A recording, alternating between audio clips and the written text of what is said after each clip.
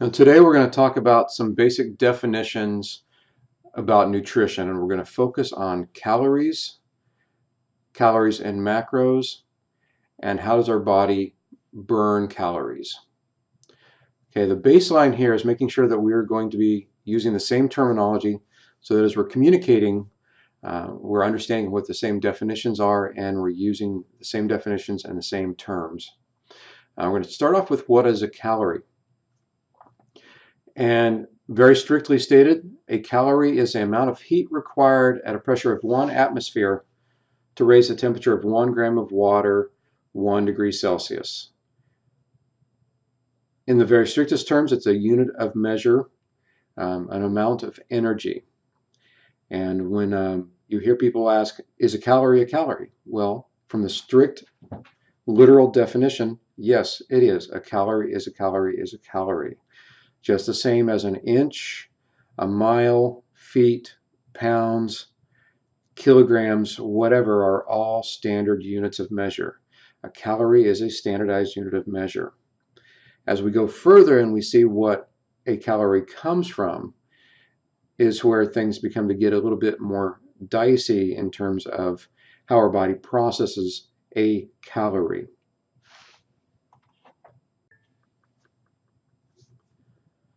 We don't consume calories per se. We consume food. Food, as it's broken down, that breaking down process is where we burn energy, consume energy. The food we consume requires different amounts of energy to process and gives us different amounts of energy in return. So let's look at some of our basic macronutrients. We're starting to build here now. Protein, fat, carbs, and we're also going to include alcohol in there. That's not a macronutrient, but it contains calories, and we need to look at the significance of that. So a gram of protein is 4 calories per gram. So when you consume 100 grams of protein, that's 400 calories. Get your proteins and meats, eggs, dairy. Fat contains twice as many calories as a gram of protein, 9 calories. Carbs are also 4 calories per gram. Alcohol is in between protein and carbs and fat in terms of the number of calories at 7 calories. Why is all of this relevant? Well, depending on what you're eating, an easy way if you're eating a high-fat diet to cut back on calories is simply cut back some on the amount of fat you're eating. You could start by measuring your food. Take smaller portions, cut back on handfuls or whatever.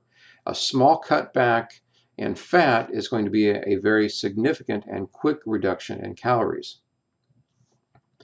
Likewise, if you're consuming a lot of processed carbs, you can cut back on the amount of carbs, get a reduction in the total number of calories you've consumed. Lastly, if you're drinking a lot of alcohol,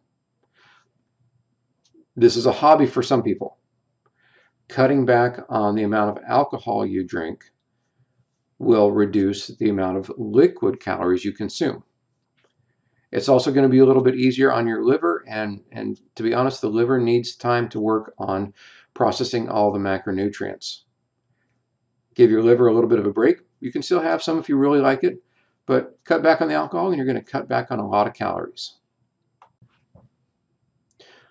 So far we've talked about what is a calorie and where does a calorie come from, and as a unit of measure. Now we're going to take a look at how and when does our body process these calories. Okay, we're going to look at the total amount of energy that you burn in a day, your total daily energy expenditure. We're going to break this down into a couple of parts. Okay, the first part is your resting metabolic rate. The majority of your calorie expenditure comes from this process. This is staying alive. This is getting the body to move. And it's governed. There are some hereditary aspects. There are some hormonal aspects, but this is your size, your weight, your lean body mass, your fat mass. All of this goes into play in maintaining your body basically in stasis.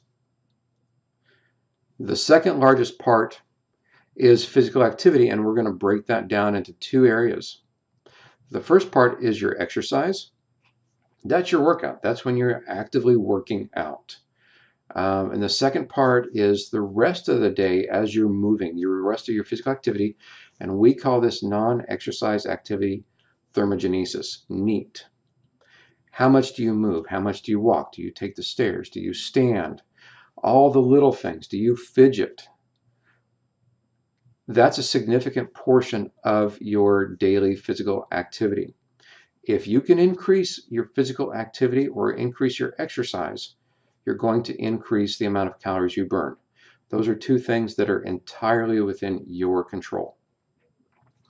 The last thing we're going to look at is called the thermic effect of feeding.